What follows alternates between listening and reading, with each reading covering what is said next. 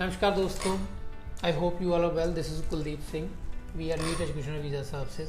जैसे कि आपको पता है कि मैं हमेशा ट्राई करता हूँ किसी ना किसी नए टॉपिक पे हर वीडियो में किसी ना किसी कंट्री के बारे में, स्टडी को लेके खासकर हम डिस्कस करें, बात करें। सो आज मैं आपसे बात करूँगा जर्मनी के बारे में। यूके एक यूरोपियन शेंगन कंट्री है जिसके अंदर बहुत सारे बच्चे इंटरेस्टेड हैं, बहुत सारे बच्चे गए हैं, बहुत सारे बच्चे वहाँ यानी कि स्टडी करके सेटल भी हुए हैं जिन्होंने पीआर भी पाई है। तो अभी बात करेंगे वो तमाम बातें कि जर्मनी के लिए कैसी प्रोफाइल चाहिए, कितने बैंड चाहिए, गैप कितना चलेगा, बजट क्या होना चाहिए और वर्क परमिट है या नहीं है, पीआर कितने टाइम में होंगे। सो ये तमाम जो आम हमारे स्टूडेंट्स के या फिर उनके पेरेंट्स के डिस्कशन में क्वेश्चंस रहते हैं, तो वो सारी बातें हम इस वीडियो में करेंगे। सो गाइज, तो सबसे पहले हम बात करते हैं कि जर्मनी ने अभी रिसेंटली कुछ चेंजेस किए हैं अपनी स्टडी सिस्टम में। यदि हम कहें तो वो चेंजेस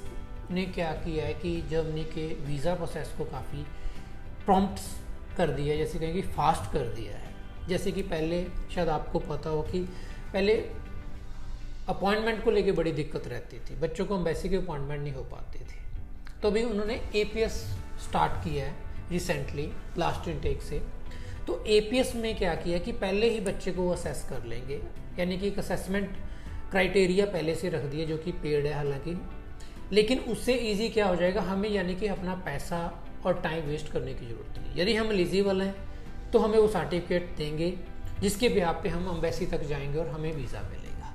यदि हम एलिजिबल नहीं है तो हमें एम्बेसी तक जाने की ज़रूरत नहीं है, हमें पैसा और टाइम खराब करने की ज़रूरत नहीं है। तो ये नए चेंज ने एक तो ये फ़ायदा किया कि हमारा टाइम और पैसा बचा है, और दूसरा ये फ़ायदा हुआ इस बात से कि हमें कहीं ना कहीं अपॉइंटमेंट को लेके, जैसे मैंने बताया कि 6-6 महीने वेट करना पड़ता था जर्मनी की अपॉइंटमेंट्स को रिसेंटली लॉकडाउन में, या 6 महीने से ज़्यादा भी बच्चों ने वेट किया है, एक साल भी वेट किया। सो गाइज, यहाँ आपको ऐसी चिंता करने की ज़रूरत नहीं। एपीएस के बाद ये सिस्टम काफ़ी फास्ट हो चुका है और तकरीबन जो सक्सेस रेट है वो ऑलमोस्ट 100% की तरफ चला गया है, क्योंकि पहले ही सब असेस हो जाता है। आपकी एजुकेशन को असेस करेंगे, आपके 10th +2 ग्रेजुएशन जो भी एजुकेशन की है या गैप में जो भी किया, वो सारी चीज़ें तमाम हम शेयर करते हैं। सो यहाँ पे सब बात करें एपीएस के बाद आपके बैंड रिक्वायरमेंट्स की। यदि आपके आइल्स में 5.5 बैंड है, आपने +2 किया है, गैप का यहाँ 1 to 2 ईयर का या इवन 3 ईयर का भी चल जाता है, कोई दिक्कत नहीं है जस्टिफिकेशन के साथ, और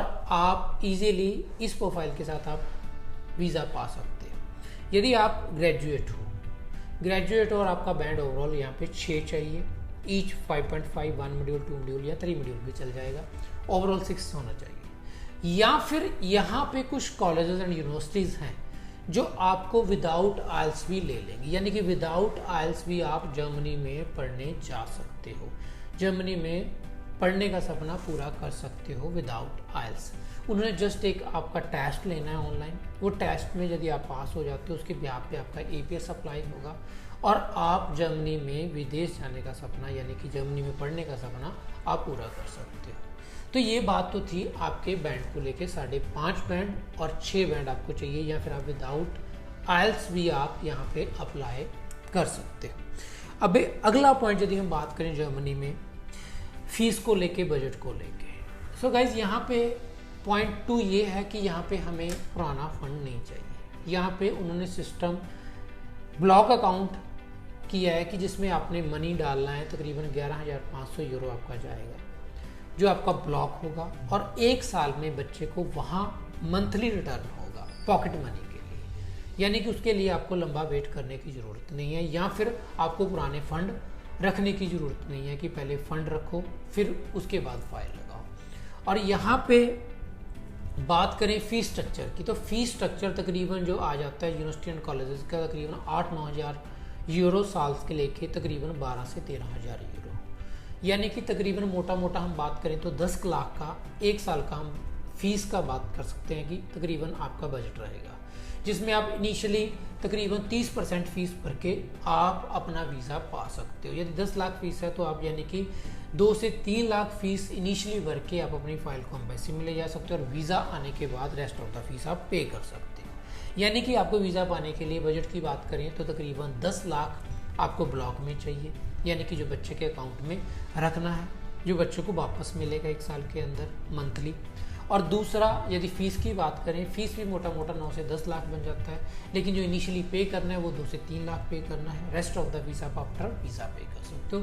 तो ये बात थी आपकी जर्मनी को बजट के लेके, यानी कि जर्मनी के लिए हमें कितने पैसे की जरूरत रहेगी। सो उसके बाद बात आती है यहाँ पे वर्क परमिट को लेके और PR को लेके। सो गाइज, ये बड़ा कॉमन बच्चों का यानी कि क्वेश्चन रहता है या पेरेंट्स का क्वेश्चन रहता है कि फ्यूचर हमारा क्या रहेगा यदि हम जर्मनी जाते हैं। क्या हम कनाडा, ऑस्ट्रेलिया की तरह या अदर कंट्रीज़ की तरह वहाँ पर वर्क परमिट PR पा पाएंगे? जी हाँ, यदि आप स्टडी के लिए जाते हो, यदि आप +2 किया है यहाँ से, आपने सीनियर सेकेंडरी पास किया किसी भी बोर्ड से, पंजाब, हरियाणा या किसी और स्टेट बोर्ड से या फिर CBSE या किसी बोर्ड से आपने किया है, और आपका जैसे कि आगे 3 ईयर का आपको यहाँ पर डिग्री ऑफर होने वाला है, यानी कि UG के लिए 3 ईयर डिग्री ऑफर होगा। और यदि आप PG के लिए जाते हो तो वहाँ पर 2 ईयर डिग्री रहेगा। 2 ईयर के बाद या 3 ईयर के बाद हम बात करें तो आपको 1.5 ईयर का, 1.5 साल का आपको स्टे बैक मिलेगा, वर्क परमिट मिलेगा। और उसके बाद आप अपनी PR प्रोसीड कर सकते हो जर्मनी के अंदर, और जर्मनी आपको PR देगा। सो गाइज, ये बड़ा इजी प्रोसेस है। EU यूरोपियन गार्ड का प्रोसेस रहेगा, जैसे आपका वो पूरा PR का पार्ट है, यानी कि आपको वहाँ से वापस आने की ज़रूरत नहीं या आगे मूव होने की ज़रूरत नहीं, यानी कि आप स्टडी कर सकते हो अच्छी खासी एक कम बजट के अंदर, और अच्छी खासी अर्निंग भी कर सकते हो उसके बाद वर्क परमिट पे, और उसके बाद आप PR भी प्रोसेस कर सकते हो और आप वहाँ पे सेटल हो सकते हो जर्मनी के अंदर। सो गाइज, यदि हम बात करें शुरू से एंड तक, तो जर्मनी बड़ा इजी प्रोसेस रहता है। अभी हमारा इंटेक की बात कर लें तो जैन और फेब इंटेक है फिलहाल, क्योंकि आज हम बात करें अक्टूबर मिड आ गया, अभी इसके बाद हमें जैन फेब मिलेगा, और उसके बाद हमें फिर अप्रैल और जून रहेगा, यानी कि मई इंटेक जिसे आप कह सकते हो, या फिर उसके बाद अक्टूबर इंटेक, यानी कि साल में 3 इंटेक होते हैं। तो अभी सही टाइम आपके लिए जैन और फेब इंटेक के लिए। सो गाइज, किसी भी तरह की कोई भी जानकारी आप जर्मनी से रिलेटेड आप चाहते हो तो गिवन नंबर पर कॉल करें या नियरेस्ट ब्रांच पर विजिट करें, या फिर आप हमारे गिवन नंबर पर व्हाट्सएप पे आप अपनी डॉक्यूमेंट्स यानी कि PDFs भेज सकते हो और जर्मनी के बारे में पूरी जानकारी ले सकते हो। जर्मनी एक अच्छा कंट्री है जहाँ पे बहुत सारे हमारे बच्चे पहले सेटल हुए हैं, जिनके वीज़ाज़ आए हैं, उनकी स्टडी पूरी हो चुकी है, बहुत सारे वर्क परमिट में, बहुत सारे इवन PR भी पा चुके हैं। तो गाइज, आप भी अपना जर्मनी का स्टडी वीज़ा पा सकते हो और अपना विदेश में जाके पढ़ने का, सेटल होने का सपना पूरा कर सकते हो। Thank you so much.